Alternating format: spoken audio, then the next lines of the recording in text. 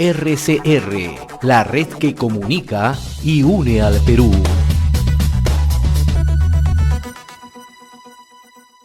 Y vamos a tomar comunicación hasta ahora y le agradecemos la gentileza que tiene con RCR, Red de Comunicación Regional, al profesor Lucio Castro Chipana, el secretario general del Comité Ejecutivo Nacional del Sindicato Unitario de Trabajadores de Educación Peruana, SUTEP. Profesor Castro, qué gusto saludarlo. Gracias por atender esta comunicación. José, muy buenos días. Gracias por la oportunidad, al contrario. Ayer el ministro Carlos Gallardo, el titular del sector de educación, brindó una conferencia de prensa, ¿no? Y ahí dos cosas puntuales, ¿no? Una de ellas es que él se aferra al cargo, no va a renunciar a pesar de las denuncias que se han registrado en los últimos días por el tema de la filtración y venta posterior de los exámenes para la evaluación de docentes, ¿no? Pero también ha fustigado, ha sido bastante duro, ha arremetido contra el Sindicato Unitario de Trabajadores de la Educación Peruana. ¿Cuál es su postura, cuál es su punto de vista sobre la posición que está tomando en este caso el ministro Gallardo? Bueno, lo que ha evidenciado el ministro el día de ayer es simplemente desesperación y desesperación ante una situación que la ha generado él mismo en atención a su incapacidad y en la cual el SUTE nada tiene que ver. Nosotros como SUTE lo que hemos hecho es describir a partir de su gestión lo que está sucediendo. Y en su gestión, ¿qué se ha evidenciado? Improvisación, ausencia de políticas, ineptitud. Y decimos esto ¿por qué? Porque la forma como se han abordado los problemas de educación ha demostrado que han sido solo errores, ha sido solo desatención, ha sido solo desplazamiento de necesidades y expectativas que los trabajadores y que el país para la educación necesita.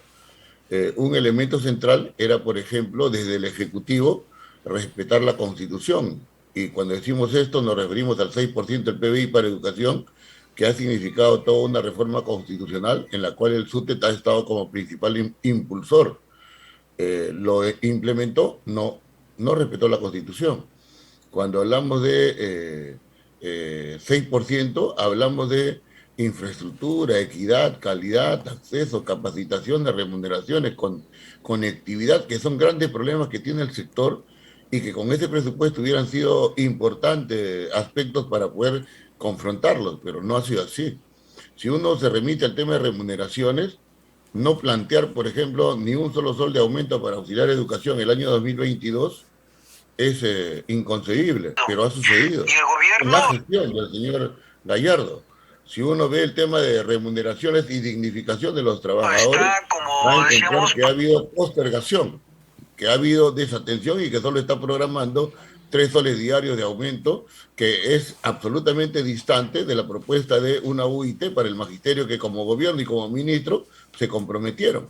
Si uno ve el manejo que se ha tenido de la prueba única y del proceso de nombramiento en sí, lo único que va a concluir es que han habido 283.000 trabajadores que han sido agraviados, humillados, afectados en su honorabilidad profesional. En suma, esta gestión ha sido un fracaso y por eso nosotros decimos que lo que ha debido suceder es la renuncia, si fuera consecuente el señor, o en su defecto, lo que tiene que darse hoy día es la censura. Y cuando nos referimos a la censura, nos referimos al Congreso de la República, que no puede sustraerse de su responsabilidad, que no puede ir contra la razón, que no puede prestarse de repente a subterfugios, a negociados, a prebendas, etcétera, para poder blindarlo o respaldarlo. Y en ese sentido, nosotros como ustedes decimos que vamos a desarrollar las movilizaciones que correspondan para sensibilizar al Congreso frente a otros tratamientos, a otros temas de educación y que el día de hoy la responsabilidad absolutamente del Congreso a efecto de a este inepto ministro de Educación censurarlo. Ahora, profesor Castro, el Congreso va a decidir hoy si somete a censura al ministro Gallardo, ¿no? En el probable escenario que no ocurra ello, ¿no? ¿Cuál va a ser la relación a futuro con el ministro del sector? Ustedes son representativos del sector magisterial, ¿no? Y el ministro Gallardo, ¿no? Representa al Ejecutivo, ¿no? O sea, en esas condiciones, ¿cómo puede plantearse un escenario a futuro? Mira, mientras el magisterio está bien representado y cuenta con cerca de 300.000 afiliados, me refiero al SUTEP, el ministro de Educación o el Ministerio de Educación está mal representado porque tiene a un inepto de ministro. Y en el escenario supuesto negado de que haya un nivel de blindaje, respaldo, un acto inconcebible de parte del Congreso, simplemente nosotros vamos a continuar en la política que hemos desarrollado, de describir todo lo malo y apoyar en todo lo bueno, y significar, como usted siempre, alternativa y solución a los problemas que tiene la educación y que tienen nuestros alumnos, llámese educación presencial, llámese propuestas frente a diseño curricular, frente a mecanismos, maneras o modelos híbridos que haya que utilizar el próximo año, etcétera. Ahora, por lo descrito ayer en la conferencia de prensa por el propio ministro Gallardo y en reiteradas oportunidades ustedes lo han indicado, ¿no le queda duda que el principal objetivo del ministro Gallardo es liquidar al SUTEP?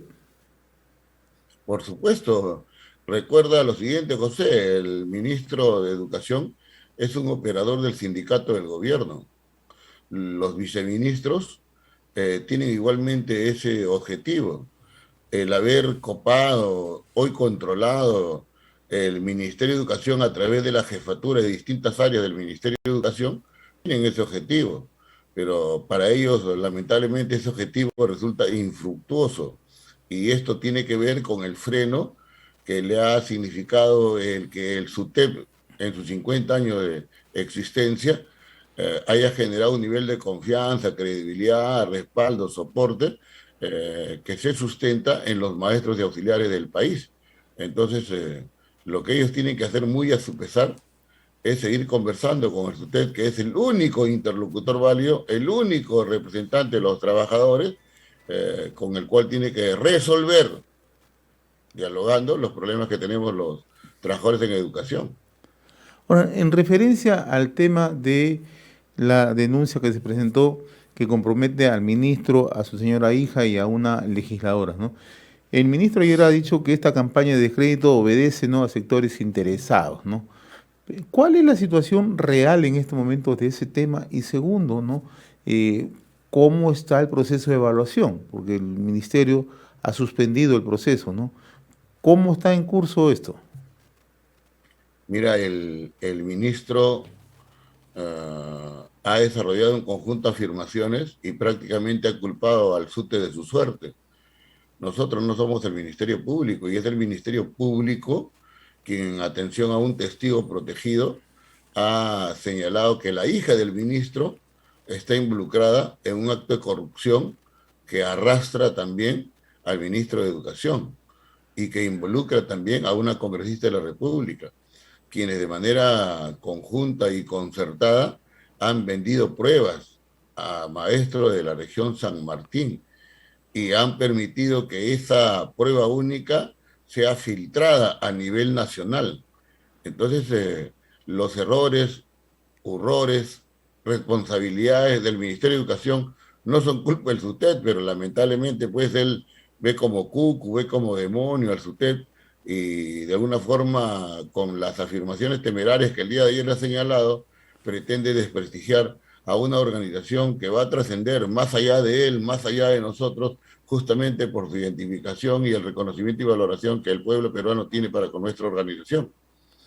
Ahora, Sobre el tema del sí, le escucho. examen, sobre el tema del examen, el Congreso ha emitido una ley que ha hecho lo que el ministro debía hacer tiempo atrás, anular la etapa de la prueba única. Y con esto, ¿qué le ha dicho el Congreso al ministro? Eres inepto, eres incapaz, no tomas las decisiones de manera oportuna, nosotros sí.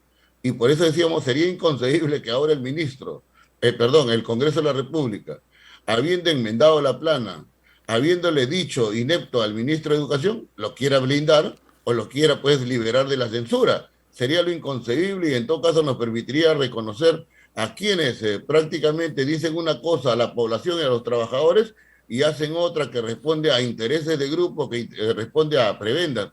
Eso no lo consideramos factible el día de hoy. Hemos conversado con congresistas, con bancadas, consideramos que hay buena fe, preocupación por la educación y, por supuesto, cuestionamiento, denuncia y censura de quienes con su gestión y con su actuar le han hecho daño a la educación y uno de ellos, innegablemente, es el ministro de Educación.